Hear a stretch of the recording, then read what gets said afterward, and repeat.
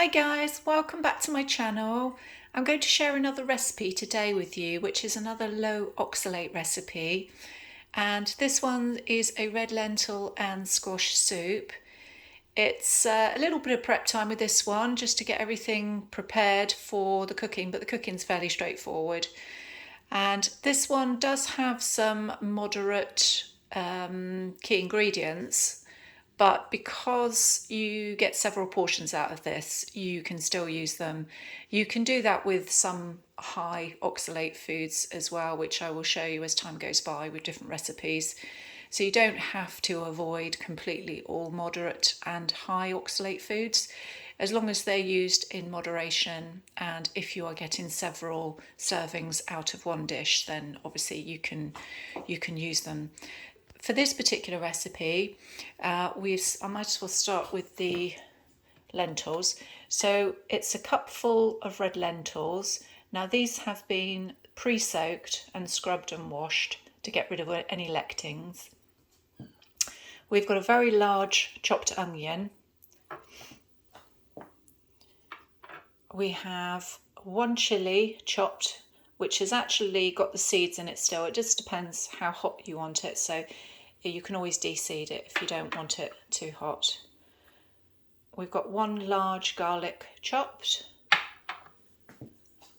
And we've got a very, very small piece of ginger because this is higher in oxalates. So what I've done is I've just taken about an inch in size or a little bit less and just grated it. And it's roughly just about a large teaspoon. We're going to use some salt. I'll probably use about half a teaspoon, but this, again, to your taste buds, just add what you need to. Some coconut oil for the cooking process. We'll use about 2 tablespoons of this. Some chopped and peeled squash. This is butternut squash, which is it's my favourite, to be fair. You can use any type of squash in this recipe. This is a whole squash, and we want a cup of pre-made low vegetable stock, which I've made, and I will do a separate recipe on how to make this because with some vegetables they're quite high in oxalates, and this is why it's important to kind of make your own, really. The bought-in ones tend to have a lot of things added to them as well. So, and the rest, we've got about 5 cups of water. You can purely, the recipe originally did say you can have 6 cups of stock, but I think that would be far too much in oxalates for this recipe. And you know, the flavour's in the ingredients, so you really only need about a cup, and the rest can be made up with water. So those are the key ingredients, and I will just pause this and take you over to the next stage. Okay, we have a saucepan. I'm just melting the coconut oil. And then what we're going to do is we're going to place the onion in first.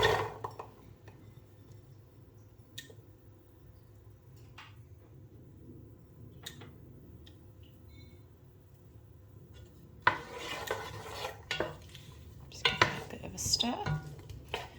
Okay, so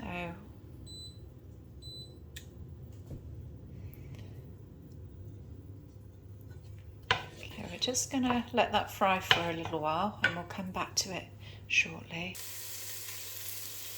After about a couple of minutes, we're just going to add the ginger. Pop all of those in. We're also going to add the garlic.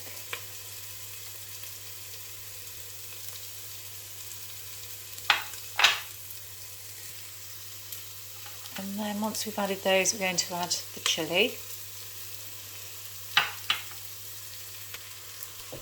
Okay, we're just going to give it a stir.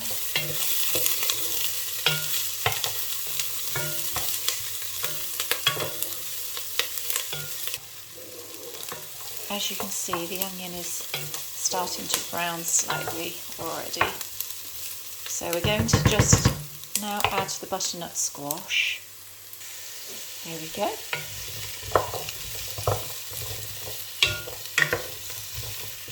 just going to give this a few minutes now just to start to wilt a little bit.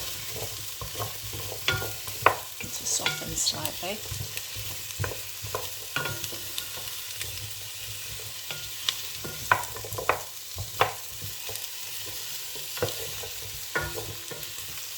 And we'll come back to it in a few minutes.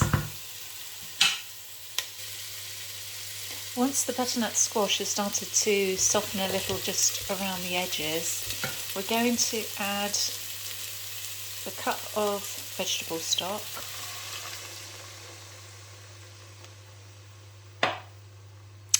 and the 5 cups of water,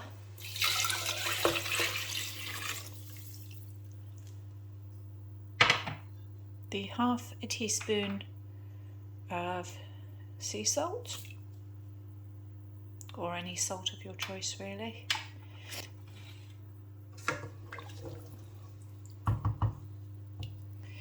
and we're also going to just add the lentils, but I'll need 2 hands for this. There we go. So once we've added all those ingredients, what we're going to do is we're going to bring it to the boil. So we'll turn up this now, and then we'll pop the lid on, and I'll leave it just come to a boil. Now once it comes to the boil, we'll then turn it down just to simmer, and we'll leave it on for 15 to 20 minutes. Okay, so it's just coming to the boil, so we're going to reduce it down now to, there we go. Right, and I shall leave that for about 15 minutes. Alrighty, okay, so we've given this 15 minutes and I've just checked it, and the butternut squash is a lot softer now, so this will be fine to go to the next stage and liquidise. I just want to remind everybody that all my ingredients and method are always in the description box below, just in case you want to rather than keep stopping and starting the video, you can just pop down to the description box and you'll get all the information there.